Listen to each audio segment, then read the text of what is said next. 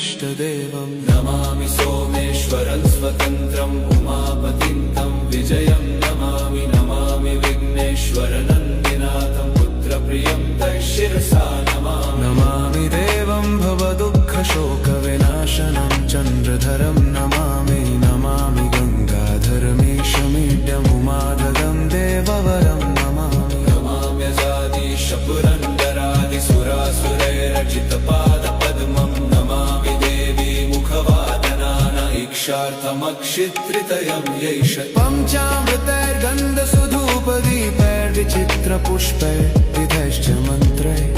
अन्नप्रकारैः सकलोपचारैः सम्पूजितं सोममहं Namami